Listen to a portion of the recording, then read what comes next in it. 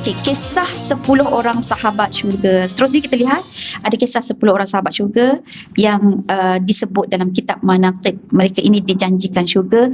Setiap satu nama ini perempuan pada muka surat 24 ini bermula daripada Saidina Abu Bakar As-Siddiq sehinggalah Saidina Sa'id bin Zaid, ya. Semuanya telah ada hadisnya yang menyatakan mereka ini adalah penghuni syurga. Cuma saya tak sempatlah nak mencari hadis-hadis tu. Okey. Baik, kita terus pergi. Selain itu terdapat juga beberapa riwayat lain. Riwayat ni maksudnya dia kembali kepada hadis Nabi, ya. Menjelaskan bahawa manusia yang dijanjikan syurga lebih ramai daripada itu. Antaranya riwayat dari Imam Bukhari menceritakan bahawa umat Rasulullah sallallahu alaihi wasallam yang dijamin masuk ke dalam syurga tanpa hisab sahaja. Ada berapa? 70,000. Ramai ke sikit tu? Kan 70,000 sikit. So adakah kita termasuk? Kan, amin ya rabbal alamin. Dan seterusnya disenaraikan beberapa wanita yang dijamin masuk syurga. Itu pun berdasarkan hadis. Jadi kita nak intai-intai hari ini siapakah wanita-wanita yang bertuah tersebut, kerana ada hadisnya, ada dalilnya bahawa dia akan masuk ke syurga. Yang pertama adalah Sayyidatina Khadijah bintu Khuwailid. Mana dalilnya? Hadis yang diriwayatkan oleh Imam Bukhari, ya. Okey.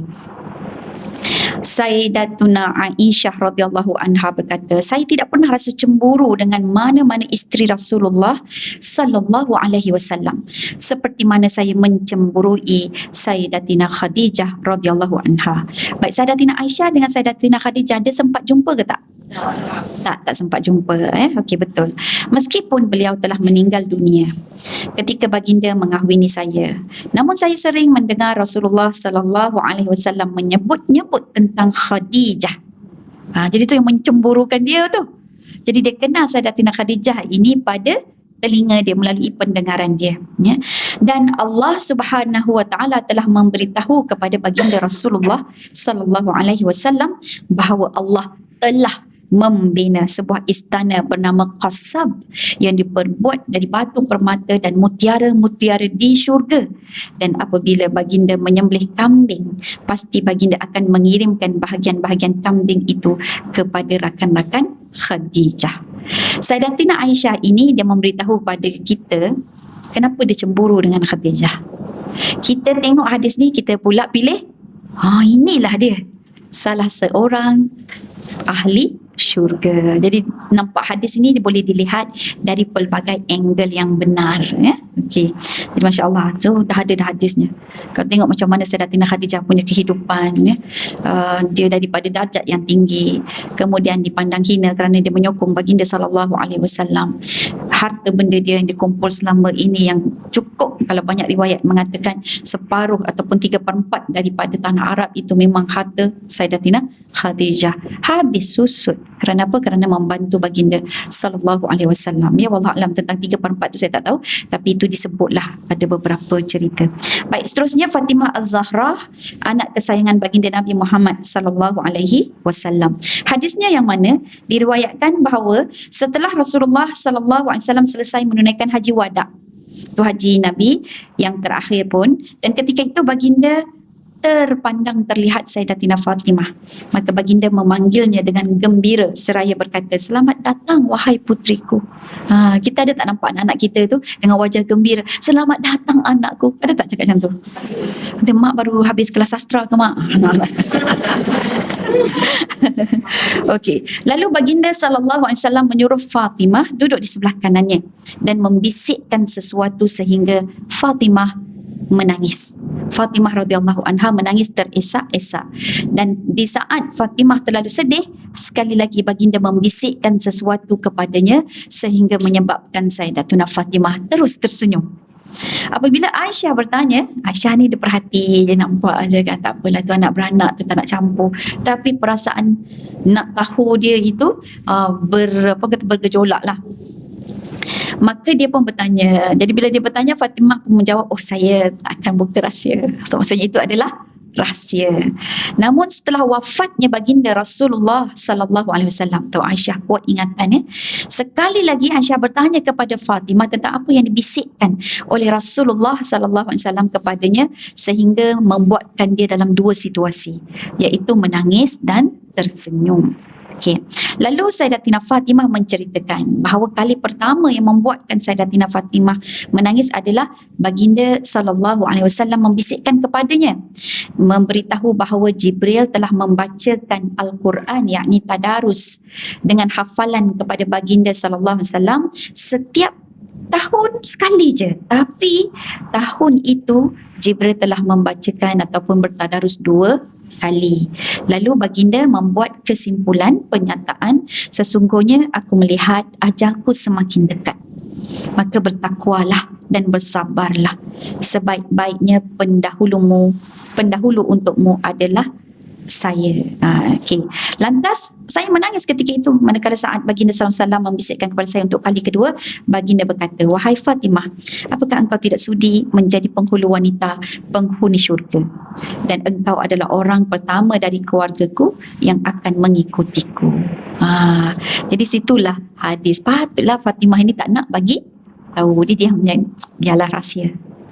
Tidaklah dia menyanyi lagu Siti Nurhalizah tu, tidak. Biarlah rahsia tu dah lama dah sebenarnya kan. Dan kemudian bila wafat baginda sallallahu alaihi wasallam, maka barulah dia terzahirkan. Dan benda ini memang berlaku. Sayyidatina Fatimah merupakan ahli bait yang pertama yang menjejaki ataupun menyusuli baginda sallallahu alaihi wasallam.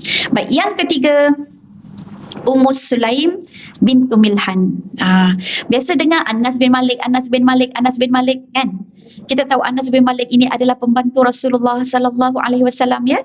Dan kita juga tahu bahawa Anas bin Malik ini merupakan PA ataupun banyak sangat-sangat rapat dengan baginda sallallahu alaihi wasallam. Banyak anak didoakan oleh baginda Nabi dengan rezeki dia menjadi kaya anak, kaya harta. Baik. Ibu Anas bin Malik ini, dia merupakan salah seorang wanita yang dijamin syurga. Okey. Ummu Sulaim namanya, Ummu Sulaim bintu Milhan, ibu kepada Anas bin Malik, isteri kepada sahabat Nabi sallallahu alaihi wasallam yang bernama Abu Talha. Ummu Sulaim ni dia daripada Ansar Bani Najjar. Dan mengikut sebahagian riwayat menjelaskan bahawa nama sebenar Ummu Sulaim itu adalah gelaran, dan nama sebenar dia adalah Rumaisa. Okay, Rumaisa. Maka Jabir bin Abdullah berkata, ini riwayat dia, Rasulullah sallallahu alaihi wasallam pernah bersabda, ketika saya memasuki syurga, saya terdengar bunyi tapak kaki seseorang. Lantas saya bertanya, siapakah itu? Maka jawab penghuni syurga, itu adalah Rumaisa bintu Milhan, ibu kepada Anas bin Malik. Jadi memang betul ada dua riwayat. Yang satu yang banyak kita dengar, Nabi dengar tapak kaki siapa? Bilal ibnu Rabah, ya. Jadi daripada celah-celah hadis itu ada riwayat lain yang mengatakan bahawa Nabi juga turut mendengar tapak kaki Rumaisa. Dan waktu itu Nabi Muhammad SAW nampak Bilal dalam syurga itu, dan kemudian mendengar tapak kaki. Jadi mereka pun kata, siapa tu? Rupanya tapak kaki Ummu Sulaim ataupun Rumaisa. Baik, next adalah Sumayyah binti Khayyat. Siapakah dia? Isteri kepada Yasir, ibu kepada Ammar, ya. Ini merupakan syuhada atau syahid yang pertama dalam sejarah Islam. Isteri kepada Yasir bin Amin Al-Ansi dan juga ibu kepada Ammar bin Yasir. Beliau merupakan antara wanita pertama yang menzahirkan keislamannya, dan kerana keimanannya yang teguh, akhirnya beliau melakarkan sejarah sebagai syahid yang pertama dalam Islam. Yang terima Islam yang pertama, perempuan. Syahid yang pertama mati kerana Islam juga adalah perempuan. Okey. Dalam kitab Sirah Al-Halabiyah menerangkan bahawa Rasulullah sallallahu alaihi wasallam pernah mendoakan untuk keluarga Yasir ini, ya Allah, janganlah engkau siksa seorang pun dari keluarga Yasir dengan api neraka. Baginda bersabda lagi, sabran ala Yasir, bersabarlah wahai keluarga Yasir. Sebab Nabi nampak, Nabi tengok diorang disiksa, tapi Nabi tidak mampu untuk membantu mereka, sebab nak membantu menyelamatkan mereka itu perlu dengan wang ringgit, dengan jaminan, sedangkan Nabi pun waktu itu sedang ditindas. Ini peristiwa di Mekah awal-awal dulu ya. Maka Salim Abu Al-Ja' menceritakan bahawa Uthman telah memanggil beberapa orang sahabat Rasulullah SAW, di antaranya Ammar bin Yasir. Lantas Uthman berkata, ini kata Uthman, komen Uthman ya, saya akan menceritakan kepada kalian hadis tentang Ammar.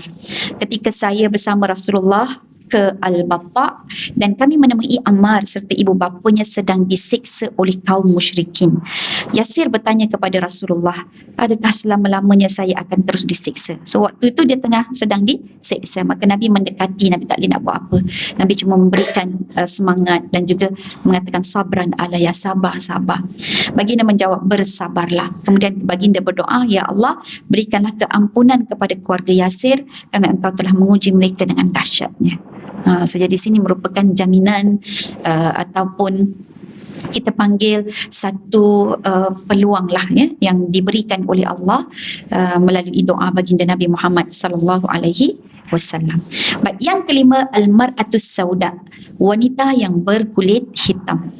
Perempuan yang disifatkan sebagai al-mar'atus sauda ialah seorang wanita yang berkulit hitam sebagaimana dijelaskan dalam hadis berikut. Atha bin Abi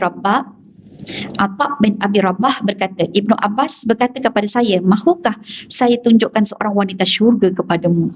Okay. Saya menjawab, ya. Agak-agaknya perempuan kalau kita ditanya macam tu, kita kata apa? Mestilah nak, kita kata kan. Kita teruja sangat nak tahu ni mana wanita syurga. Zaman kita boleh tengok dah. Ya, maka Ibnu Abbas pun berkata, wanita hitam ini telah datang menemui Rasulullah sallallahu alaihi wasallam dan berkata, rupa-rupanya wanita hitam itu dia ada penyakit. Wahai Rasulullah, saya mengidap sejenis penyakit sawan. Yang kita istilah sekarang dia panggil apa? Epilepsi, kan? Okay. Yang menyebabkan aurat saya sering terbuka. Sekarang orang yang kena epilepsi tu kadang-kadang dia terus jatuh, berbuih-buih kan, lepas tu dia bergerak-gerak gitu ya. Doakanlah kesembuhan untuk saya ya Rasulullah. Lantas Rasulullah sallallahu alaihi wasallam bertanya balik kepadanya ataupun berkata kepadanya, sekiranya kamu redha, maka bersabarlah. Kamu redha dengan penyakit sawan kamu tu, kamu bersabarlah. Maksudnya simpan sakit tu, jaga sakit itu, simpan sakit itu, pasti kamu akan masuk ke syurga.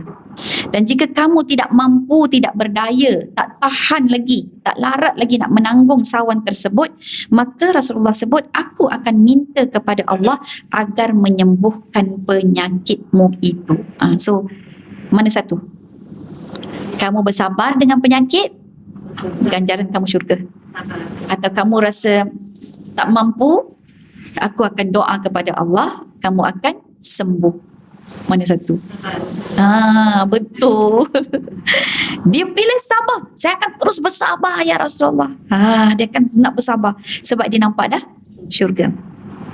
Seraya berkata, tetapi aurat saya ya Rasulullah, kerana penyakit sawan itu aku akan terdedah. Aurat aku akan terdedah kerana sakit sawan itu, aurat aku akan terdedah. Maka mintalah kepada Allah agar auratku ini sentiasa terpelihara. Maka kemudian Rasulullah sallallahu alaihi wasallam mendoakannya. Allahu Akbar, dahsyatnya. Dia sakit tu bukan pilihan, betul tak? Dan bila dah sakit tu terjatuh ke apa ke, kira aurat dia tu aurat terbuka, bukan dia punya.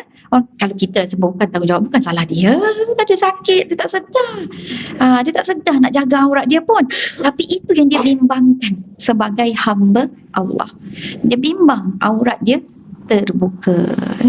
Saya cerita macam ni, saya teringat almarhumah Syadiah Abbas, Ustazah Syadiah Abbas tu kan, yang dia waktu dalam kemalangan tak boleh nak buat apa-apa, yang dia teringat apa? Aurat dia. Allahu Akbar. Baik, jadi itulah dia hadis yang diriwayatkan oleh Imam Bukhari dan Muslim. Inilah dia 5 wanita mar'atus sauda. Kemudian diikuti seterusnya dengan Sumayyah, Ummu Sulaim, Sayyidatuna Fatimah, Sayyidatuna Khadijah. Memang ada hadis yang menyebutkan mereka ini merupakan penghuni syurga. Baik, ada lagi wanita-wanita lain, ya. Wanita-wanita dambaan syurga bersumberkan hadis-hadis sahih, ya. Ada yang pertama Ummu Mukminin kita Sayyidatuna Aisyah, kemudian Ummu Haram. Okey, Ummu Haram ni Ummu Haram bintu Milhan, ibu saudara kepada Anas bin Malik. Ini pun dahsyat perempuan. Kalau baca dia punya semangat dia sewaktu peperangan Badar. Dia sampai dia panggil ibu Badar, peperangan Badar, ya. Dia jadikan diri dia tu sebagai perisai.